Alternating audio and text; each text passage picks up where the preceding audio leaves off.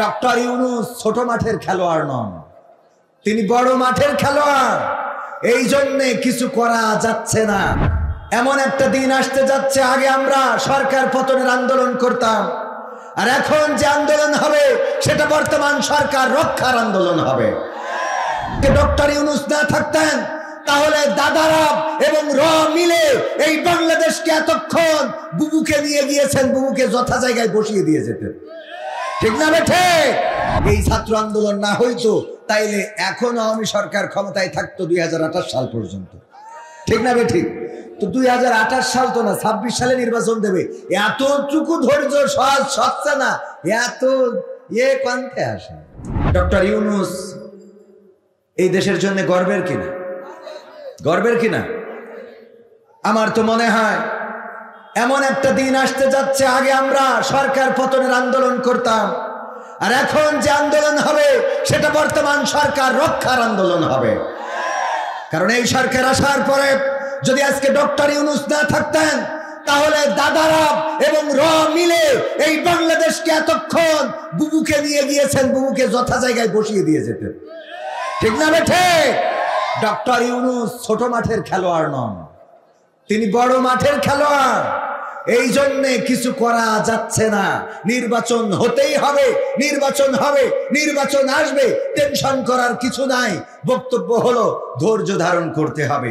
যদি আওয়ামী সরকার এই ছাত্র আন্দোলন না হইতো তাইলে এখন আওয়ামী সরকার ক্ষমতায় থাকতো 2028 সাল পর্যন্ত। ঠিক না বেঠিক?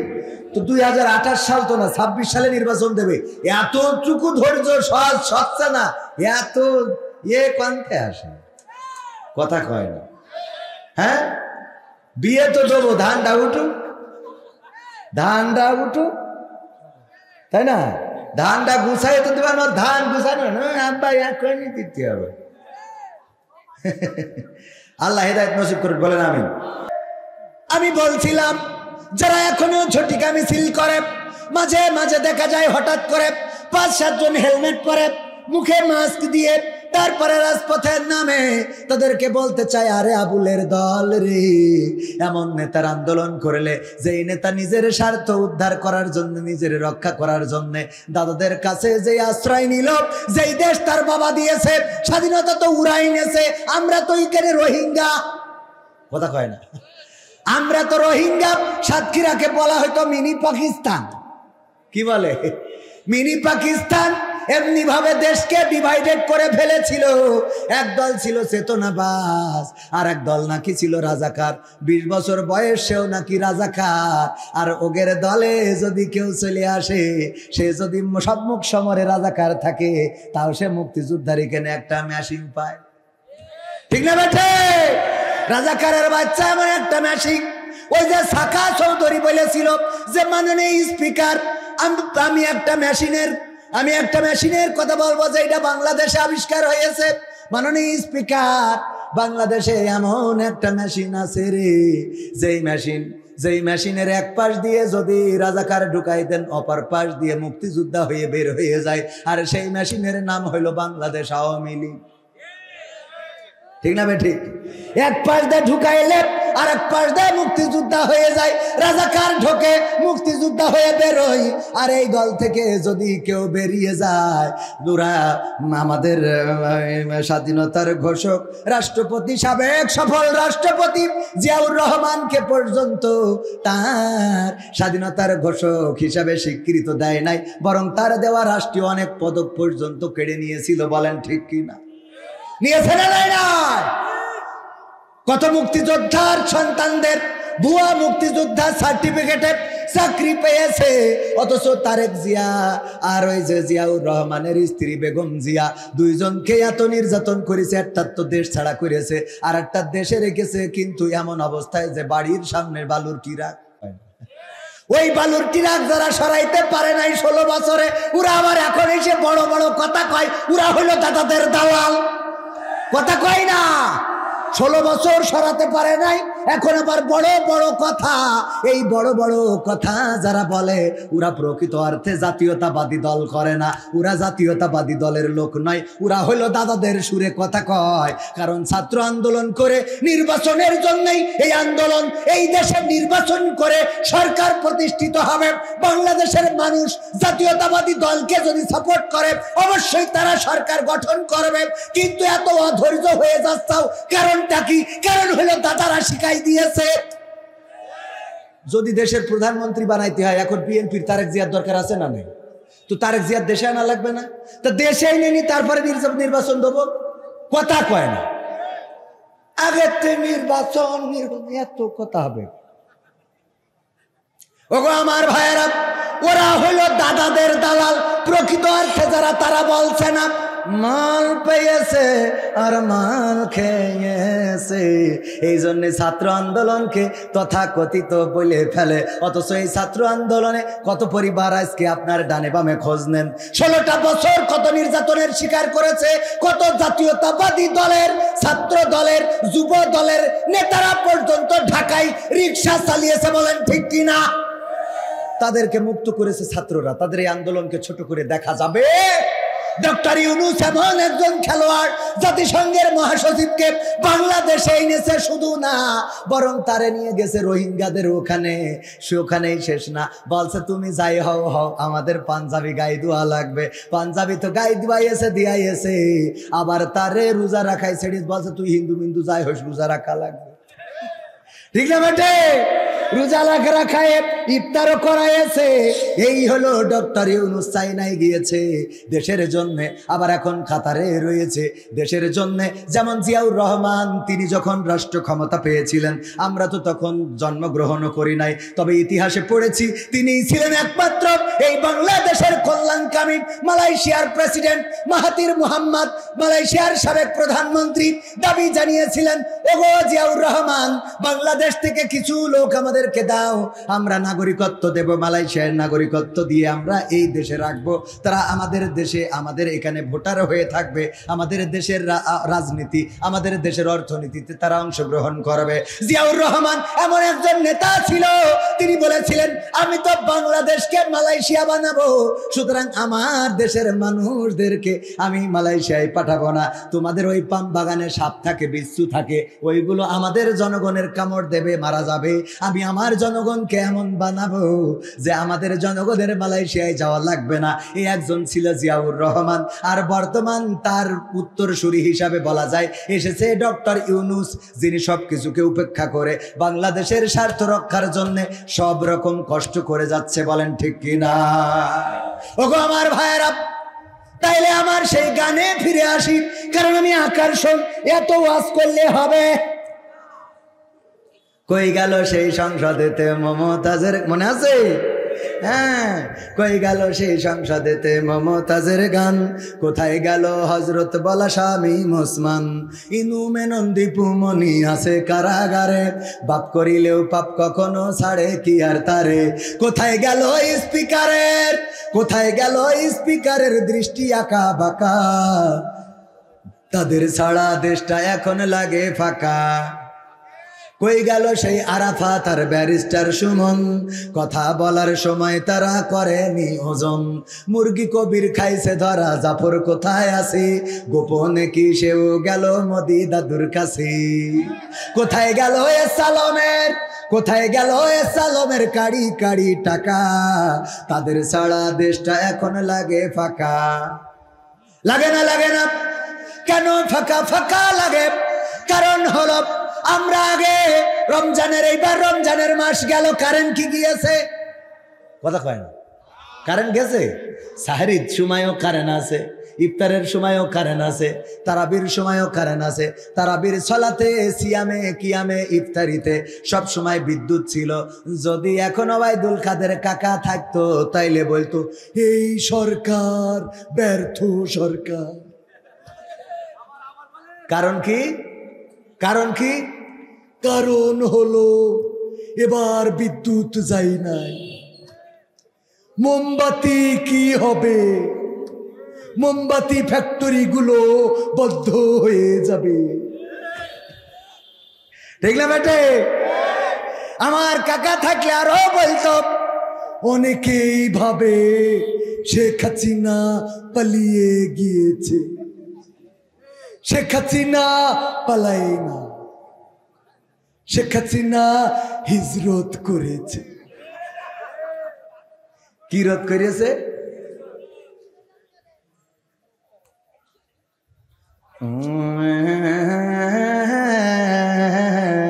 সময় তো খালি জাতি আছে। হ্যাঁ হ্যাঁ হ্যাঁ, না না, ওরে বাবা, ওরা গরমে বাঁচতে না, শেষ করে দিতে বলছে, শেষ করে দিতে বলছেন না আপনারা? না, গেটের দরজাটাই নিয়ে দেবেন, ওই টেনে দেওয়া ভালো, কারণ আমার একটা কাজ আছে, ওই সময় গেটের দরজা লাগাতেই হয়।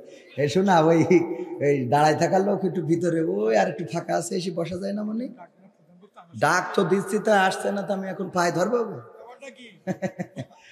আমার সোনার ময়না পাখি ওই কর্নারে জায়গা আছে গো, এসে বসো।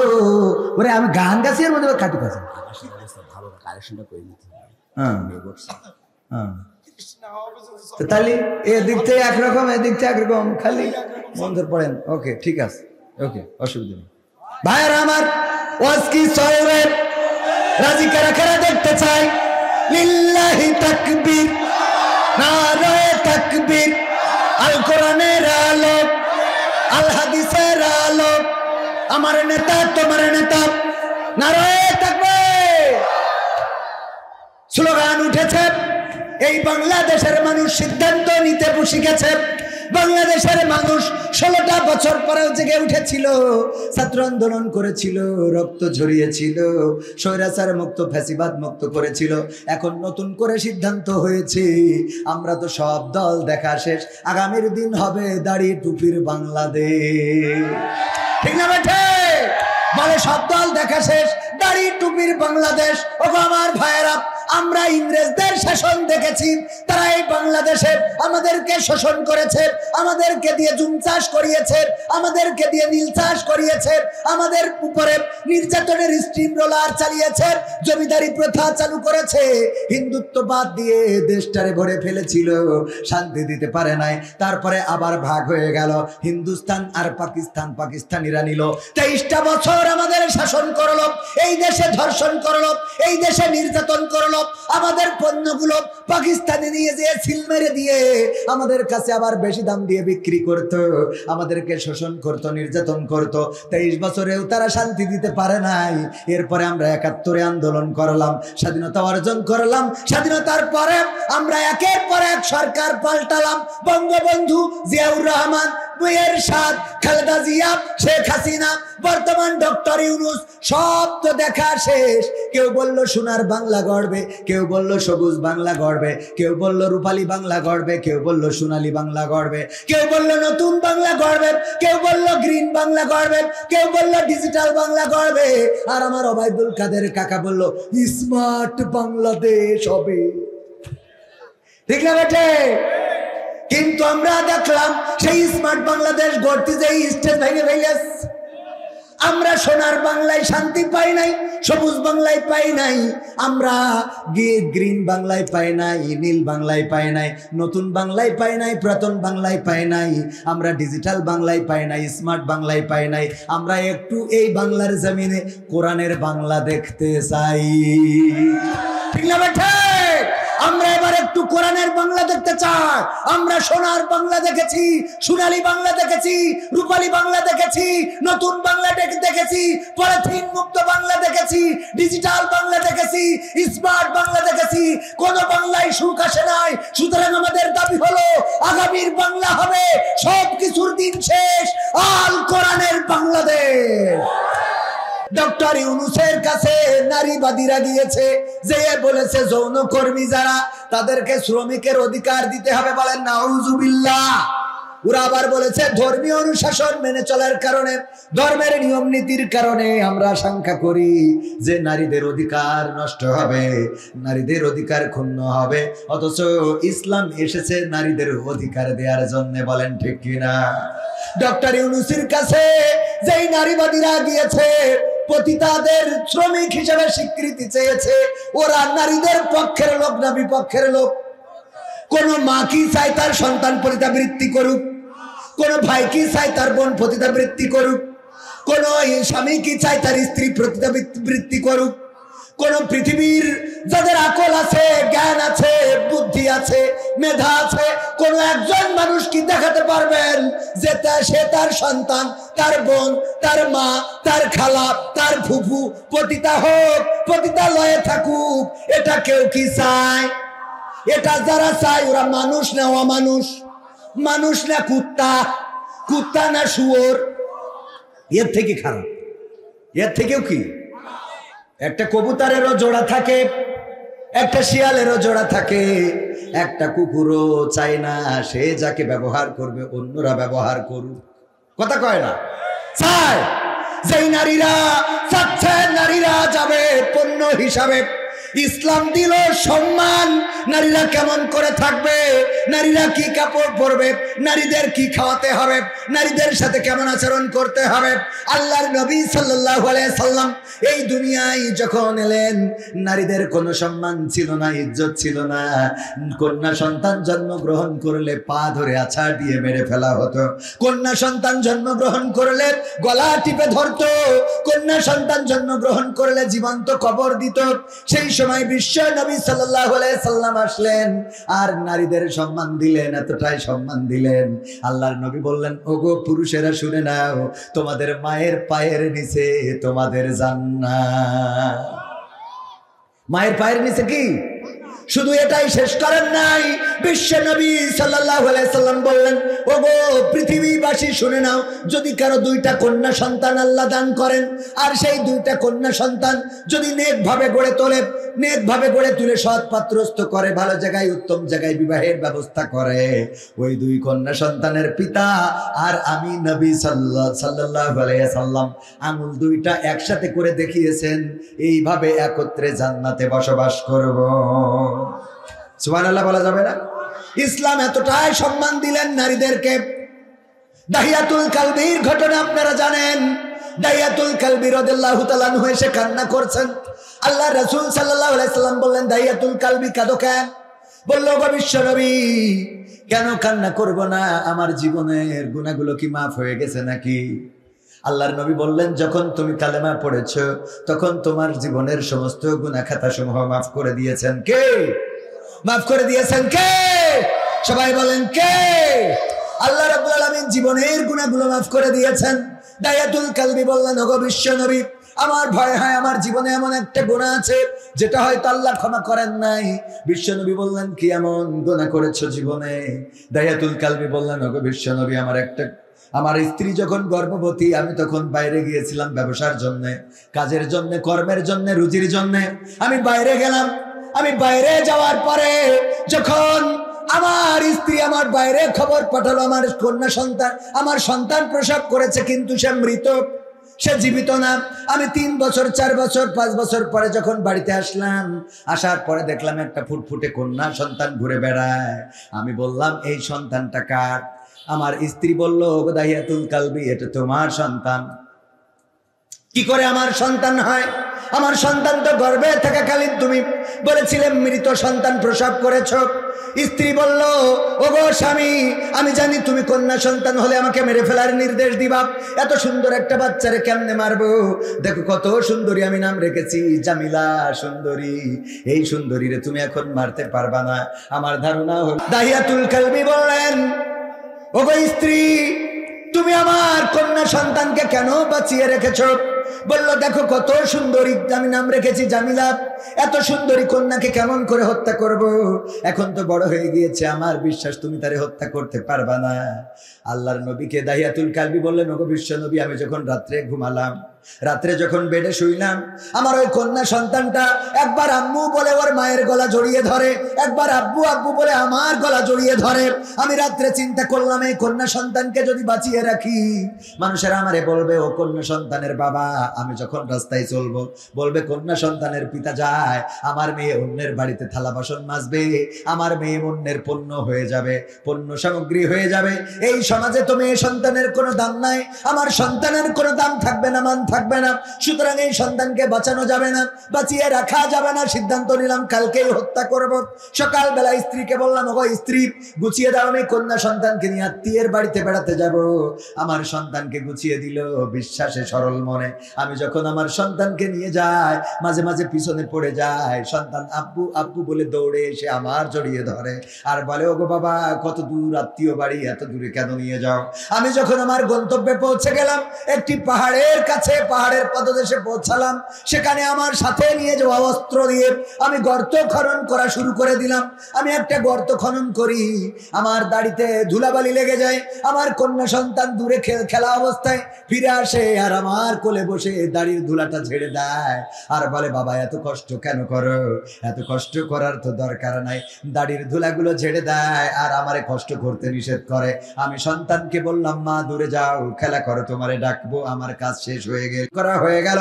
আমি আমার কন্যাকে ডাকলাম, কন্যা এদিকে আসো, জামিলা আমার কাছে আসো। জামিলা আমার কাছে আসলো, আমি তার হাতে পায়ে আমার সাথে নিয়ে যাওয়া রশি দিয়ে বাঁধলাম। তারপরে আমি গর্তের মধ্যে ছুঁড়ে ফেলে দিলাম। আমার কন্যা সন্তানটা গর্তের মধ্য থেকে বারবার করে চিৎকার করে বলল, ওগো বাবা, আমারে তুমি মায়েরো না বাবা গো, আমারে তুমি হত্যা করো না। ওগো বাবা, আমি তোমারে কখনো বাবা বলে ডাকবো না। আমি আমার মাকে জিজ্ঞাসা করতাম, ওগো মা, সব সন্তানের বাবা আছে, আমার বাবা কোথায়? কিন্তু তুমি বাবা আমার আজরাইল হয়ে আসবা বুঝি নাই। ওগো বাবা, ক্ষমা করে দাও এবারের মতো, আমি কখনো তোমাকে বাবা বলে ডাকবো না। আল্লাহর নবীকে দাহিয়াতুল কালবি বললেন, ওগো বিশ্ব নবী, আমি আমার কন্যার কোনো কথা শুনলাম না। আমি একটা পাথর নিলাম, আমার পাথরটা আমি আমার কন্যার বুক বরাবর নিক্ষেপ করে দিলাম। ওই ভারী পাথরটা যখন আমার কন্যার বুকের উপরে পড়লো, চারিদিক থেকে রক্ত ফিনকি দিয়ে বের হয়ে গেল আর মুখ থেকে একটা আওয়াজ বের হলো, আব্বা।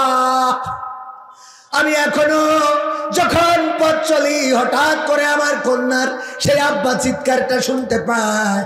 আমার কন্যা যেন চিৎকার করে বলে, আব্বা আব্বা। এই চিৎকারটা আমি এখনো শুনি।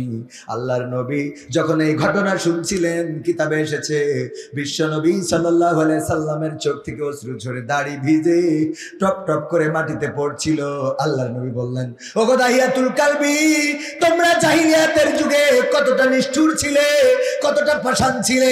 তোমরা এতটাই পাষাণ ছিলে, নিজেদের কন্যাদেরকে এমন ভাবে হত্যা করেছো, তোমরা নিকৃষ্ট ছিলে। কিন্তু শুনে নাও, আল্লাহ রাব্বুল আলামিন নারীদেরকে সম্মান দিয়েছেন, ইজ্জত দিয়েছেন, নারীদের সম্পদে অধিকার দিয়েছেন, নারীদের স্বামীর কাছে অধিকার দিয়েছেন, বাবার কাছে, সন্তানের কাছে অধিকার দিয়েছেন।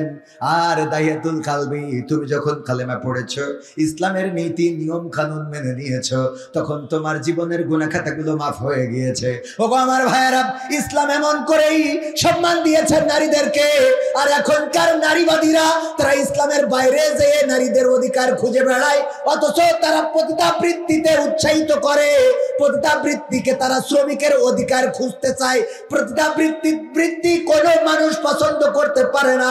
যারা পছন্দ করে ওরা মানুষ না, ওরা কুত্তা, ওরা শূকর, ওরা শিয়াল, ওরা ভেড়া, ওরা ঘোড়া, বরং তার চেয়ে বালহুম আদাল, তার চেয়ে নিকৃষ্ট। ঠিক না বেঠে? এর চেয়ে নিকৃষ্ট না হইলে পতিতাবৃত্তি, আমি এটা একটা কমন সেন্স লাগে। নিজের মা যদি এই কাজ করে, মানবে কেউ? ডক্টর ইউনূসের কাছে যারা গেছে, এইগুলোরে ডক্টর ইউনূস সাহেব আবার নিয়ে ছবি তুলে ফেসবুকে দিয়েছে। এতে ছবি তুলে না, বরং সবগুলোকে আস্ত টানায় দেওয়ার দরকার ছিল। বলেন ঠিক কিনা? কারণ নারীদের অধিকার নিয়ে তারা খেলা করতেছে, তামাশা। আমরা নারীদের সম্মান দিলাম যে তারা সম্মান নিয়ে থাকবে, স্বামীর ঘরে থাকবে, ইজ্জতের সাথে বসবাস করবে, সম্পদে অধিকার, সন্তানে অধিকার। আর পতিতাবৃত্তি করলে কি হবে? মানে থাকিরা যাবেন, এটা ভালো ছিল, মানে খারাপরা যাবে, মদখোর, গাঁজাখোর, ফেন্সিখোর, ডাইলখোর, মুখ দিয়ে সুসর বন্ধ বেরোয়, ওরা যে ইতে টাকা দিয়ে হ্যাঁ এটা চাই কি? এরা যারা চায় এরা মানুষ, আমার তো মানুষ, আমি তো এদের পশু বলতেও ঘৃণা হচ্ছে, বরং এর বাইরে কিছু আছে কিনা? আছে এলিয়েন, হাইওয়ান, হ্যাঁ কসাম আর এক শয়তান, এরা পরে আর মানে আওয়াজ করে খাই দেবে না।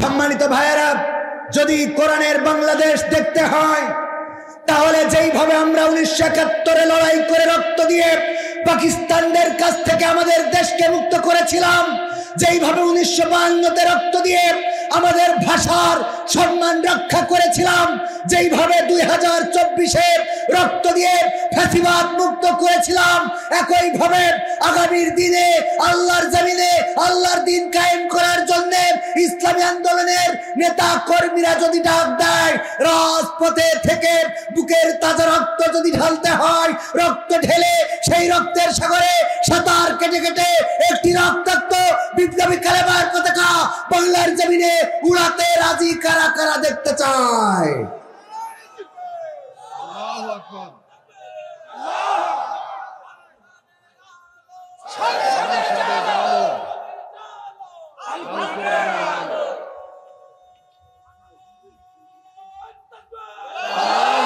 সত্যি কি দেখতে চান? দেখতে চান? হাত আরো একটু টান টেনে করেন দেখি, আরো জোরে। কাকে দেখাচ্ছেন? আল্লাহকে। আমরা দিনের জন্য রক্ত দিতে রাজি আছি না নাই? জীবন দিতে রাজি আছি না নাই? টাকা লাগলে দিতে রাজি নাই, বলেন ঠিক কিনা? হ্যাঁ, টাকা লাগলেও দেবেন? দেবেন? এই হাত নামাচ্ছেন কেন? টান টেনে করেন, এই মুঠা করেন, মুঠা করেন, ছাড়েন, মুঠ করেন, ছাড়েন, সুন্দর দেখা যাচ্ছে, মুঠ করেন, ছাড়েন, বাম হাতটা নামান, খালি ডাইন হাতটা রাখেন, উঁচু করেন, উঁচু করেন, উঁচু, আরো টান টেনে, হ্যাঁ, মুঠ করেন, মুঠ করেন, করেন, মুঠ করে এইবার নিজের পকেটে টাকা না থাকলে পাশেটাই ঢুকান, শিগগিরই যান ভিতরে, রাস্তায়, বাইরে যা আছে আগে নগদ নেন, তারপর বাকি রিসিভ করে হবে, আর আগে এটা তুলে নিন, ও কারণ ফাঁকি দিবে না, অনেকে উঠে যাবে। আমিও বুদ্ধি শিখে গেছি, আগে এইটা নেবো, তারপরে পরের তারপরে প্যাকেট শিগগিরই আগে। আমি তো কিছু দেবো, আমি আমি আমার আমার হাতের মুঠোর মধ্যে, হ্যাঁ, 500 টাকা না দিলে তো হবে না। আমার সে আরিফ সাহেব, বাবারে আমিও না দিয়ে, আপনারা মনে করেন না যে হুজুর হ্যাঁ না দিয়ে আমি করছি না যে আপনাদের কাছ থেকে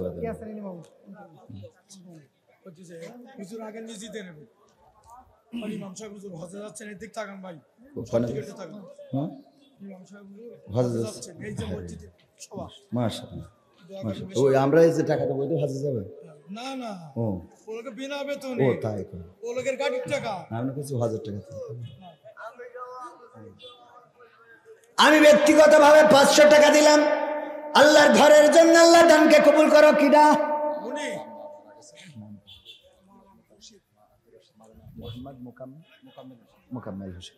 আমার মোহাম্মদ মুকাম্মেল হোসেন ভাইজান, আব্বা আম্মা নাই পৃথিবীর পরে, 3000 টাকা দিলেন পিতামাতার জন্য, আল্লাহ দানকে কবুল করে নেন, পিতামাতার কবর জান্নাতের বাগান বানিয়ে দেন। মসজিদের মুয়াজ্জিন 500 টাকা, আবু সাইদ ক্যাশিয়ার 4000 দিচ্ছেন, 5000 দেবেন, আচ্ছা তাহলে অসুবিধা, 4000 টাকা আল্লাহ দানকে কবুল করো। দোকানদাররা এতগুলো টাকা দেশ, ওদের মোটে দিন চলে না, আবার টাকা দানকে কবুল করো, নারায়ে তাকবীর। আমার দোকানদারেরা দেখেন, তারা নিজ দায়িত্বে কতগুলো টাকা তুলে দিয়েছেন। সাতক্ষীরার মাটি, ইসলামের ঘাঁটি, আমার ওই ভাইজান একজন অসুস্থ মানুষ, তারপরেও কিছু টাকা দিতে চায়। আল্লাহ দানকে কবুল করো আমার ভাইজান, ছোট মানুষ, আল্লাহ কবুল করে নাও। কিরা? কেশিয়ার আবু সাইদ 1 বস্তা ধান। নাম বল, মাওলানা আব্দুল হামিদ, নারায়ে তাকবীর। এই সবাই পকেটে হাত দিয়ে প্যাকেটে দেন, প্যাকেটে আমি দেখতে চাই, আপনারা কেউ মাহরুম করবেন না মসজিদের জন্য। আমার আব্দুল হাকিম সাহেব 3000 টাকা, আব্দুল সালাম মন্ডল পিতামাতার জন্য দোয়া চেয়ে কিছু টাকা করলো দান, মাস্টার ইয়াসিন আলী 1000 টাকা। বঙ্গবন্ধুর একটা নোট দান করে আল্লাহ কবুল করে নে, খায়াত দাও, মনের স্বপ্ন পুরা করো। আরেকজন 300 টাকা আল্লাহ কবুল করো। আব্দুল সামাদ 500 টাকা আল্লাহ কবুল করো। মাস্টার ইয়াসিন আলী নারায় থাকবে। এই ওয়াটসন কেন আমি এখনো শেষ করিনি শোনা। আর প্রধান বক্তা তো আছে বগুড়াতেই, বিশাল কুপাকুপি বক্তা, আর আমি তো এখনো শেষ করে দিয়েছি। তাই বলে বসেন, তারপরে পানি না আসে তো যদি না আসে তাহলে তো বক্তারা পাই যাবে। তহিদুল ভাই 500, আর মাস্টার কিরা জানো? ইয়াসিন আলী 3000 টাকা আল্লাহ দানকে কবুল করে নে, খায়াত দাও। কিরা? একটা বাচ্চা ছেলে 500 টাকা আল্লাহ দানকে কবুল করো। শফি ডেকোরেটর আল্লাহ 500 টাকা দিলে কবুল করে নাও, নেখায়াত দাও, মনের স্বপ্ন পুরা করে দাও, পঞ্চমদের কবুল করে নাও। ইউনুস হোটেল 1000 আল্লাহ তার রিজিক বাড়াই দাও। রওশন ভাই 1 বস্তা সিমেন্ট নারায় থাকবে। আল্লাহ যে করলো দান বাড়িয়ে দাও, সম্মান নেখায়াত দিয়ে দাও, মনের স্বপ্ন পুরা করে দাও, আপনজনদের কবুল করে নাও। তারপরে আর কিটা? আমিরুল 1 বস্তা সিমেন্ট। ওগো আমার ভাইয়ের আল্লাহর ঘরের জন্য যে যা আমি রক্ত চাই নাই, আপনারা রক্ত দিতে চেয়েছেন, ওই রক্ত তো আপনাদের কাছে এখন চাইলাম না, ওটা যখন লাগে তখন দেবেন। এখন একটু টাকা দেন, ধান দেন, সিমেন্ট দেন, ইট দেন, বালু দেন, মসজিদের জন্য যে যা পারেন দেন, আল্লাহর ঘরের জন্য যে যা দিবেন হাতে তাই যাবে সাথে। আমার মা বোনদের মধ্যে কি গেছে? আলম ড্রাইভার 1000 টাকার একটা নোট করলো দান, আল্লাহ বাড়িয়ে দাও, সম্মান নেখায়াত দিয়ে দাও, মনের স্বপ্ন পুরা করে দাও। আল্লাহ মুসিবত মুক্ত রাখো। আমার মুকাম্মেল ভাই, ওনার পিতাও নাই মাতাও নাই, আল্লাহ পিতা মাতা কবরে কেমন আছে জানি না, তুমি দয়া করে আমাদের মুকাম্মেল ভাইয়ের পিতা মাতার কবর জান্নাতের বাগান বানায় দাও। মাওলানা রিয়াজুল ইমাম সাহেব বিনা বেতনে ইমামতি করেন, এবার হজে যাচ্ছেন। আল্লাহ রাব্বুল আলামিন সুস্থতার সাথে হজের সকল কর্ম সম্পাদনের তৌফিক দান করে দিও। 1000 টাকা দিল, দানকে কবুল করে দাও। আকবর আলী 400 টাকা দিল, আল্লাহ দানকে কবুল করে নাও। আঞ্জুয়ারা নারায়ণ